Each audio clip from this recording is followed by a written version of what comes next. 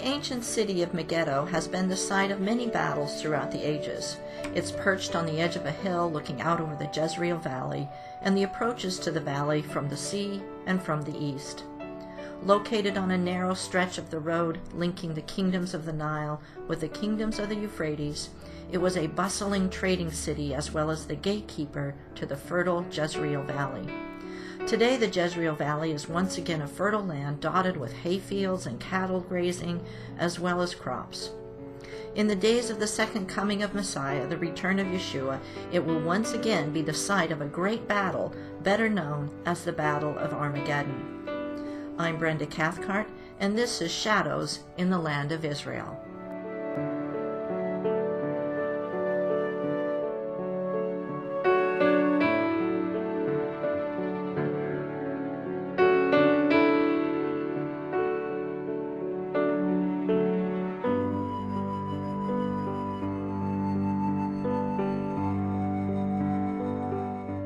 Archaeologists have determined that as many as 25 different cities have occupied the site of ancient Megiddo. Each successive occupant recognized its strategic importance. The Bible first mentions the city of Megiddo as one of the cities Joshua and the children of Israel defeated when they entered the Promised Land. Megiddo was one of the cities that Solomon built up. When the Assyrians conquered the northern tribes of Israel, they built a garrison at Megiddo. But Megiddo's importance in terms of the Bible and prophecy is in terms of the battles that took place there. The first battle the Bible describes as taking place at Megiddo is during the time of the Judges. The children of Israel had forsaken God, so God gave them into the hands of the Canaanites, led by King Jabin, whose seat of power was in Hazor, north of the Sea of Galilee. Deborah instructed Barak to gather the men of Zebulun and Naphtali at Mount Tabor at the east end of the Jezreel Valley across from Megiddo.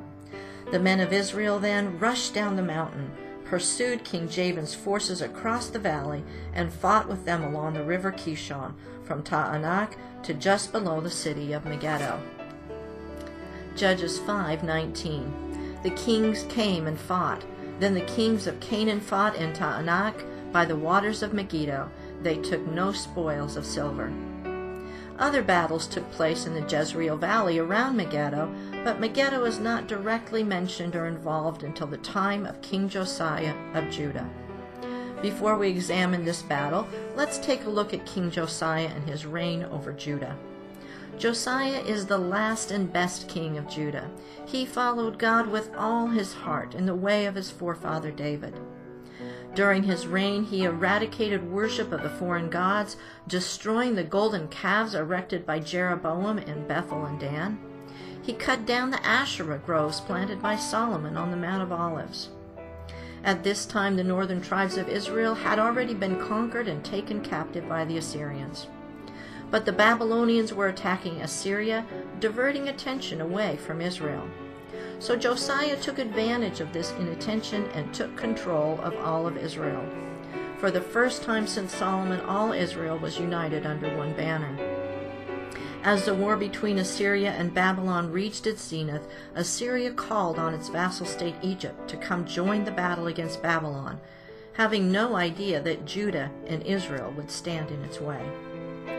Now the only way an army from Egypt could reach Assyria was to travel across the land of Israel. King Josiah was not willing to allow Pharaoh Necho and his army safe passage across Israel, even though it appears that God sent a message that he was not to oppose Pharaoh Necho. 2 Chronicles 35:20-23. After all this, when Josiah had prepared the temple, Necho, king of Egypt, came up to fight against Carchemish by the Euphrates.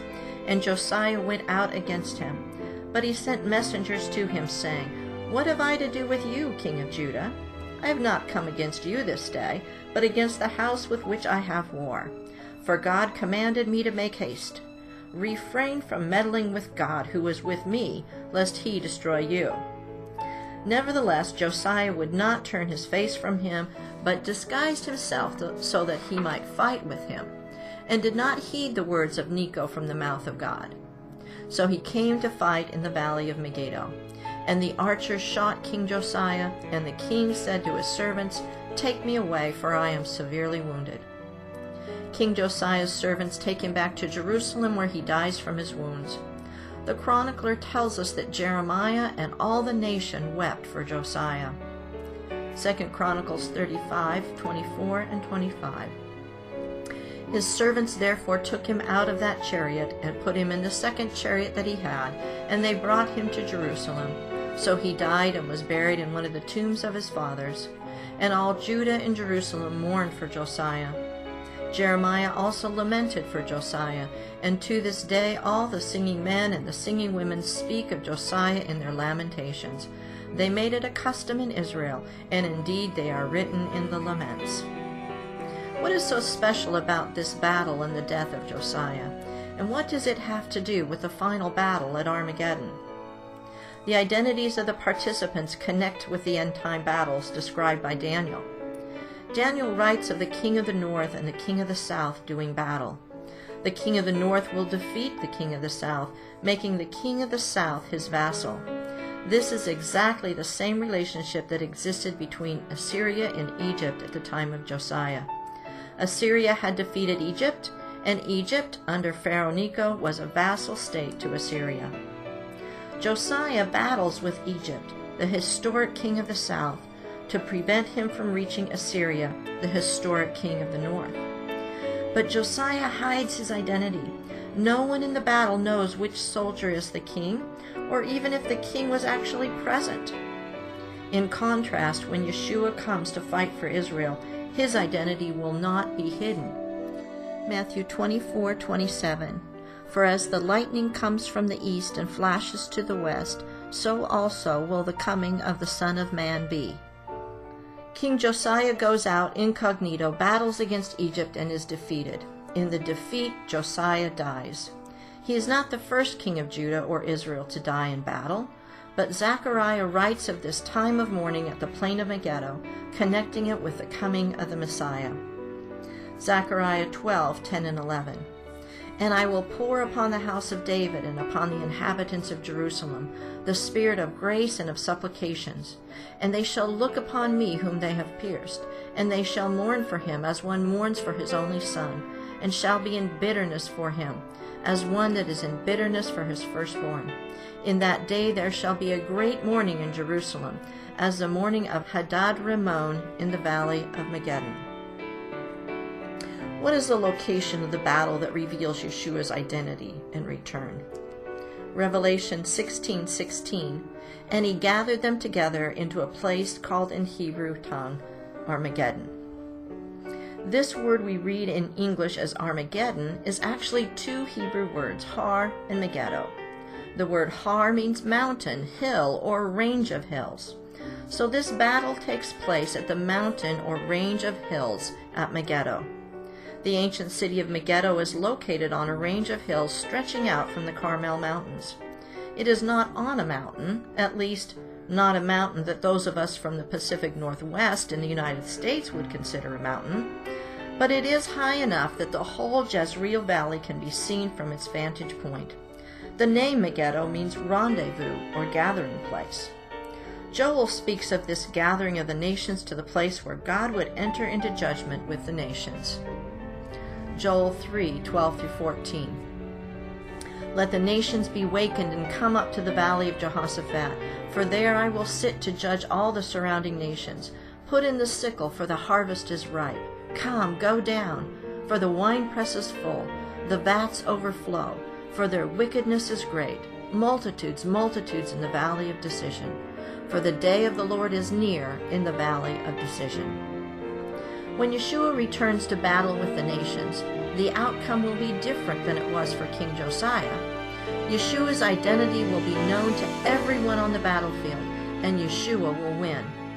Matthew 24:29 and 30. Immediately after the tribulation of those days, the sun will be darkened, and the moon will not give its light. The stars will fall from heavens, and the powers of the heavens will be shaken. Then the sign of the Son of Man will appear in heaven, and then all the tribes of the earth will mourn, and they will see the Son of Man coming on the clouds of heaven with power and great glory.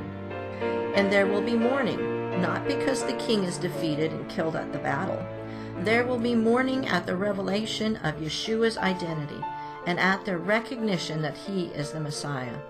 They will realize that in Yeshua's first coming, he died for their sins and they didn't recognize him. There at the hills of Megiddo, overlooking the Jezreel Valley and stretching even as far as Jerusalem, God will gather the nations to fight. Revelation 16:17 through 19. And the seventh angel poured out his vial into the air, and there came a great voice out of the temple of heaven from the throne, saying, "It is done." And there were voices and thunders and lightnings, and there was a great earthquake, such as was not since men were upon the earth, so mighty an earthquake and so great. And the great city was divided into 3 parts, and the cities of the nations fell. And great Babylon came in remembrance before God, to give into her the cup of the wine of the fierceness of his wrath. I'm Brenda Cathcart, and this is Shadows in the Land of Israel.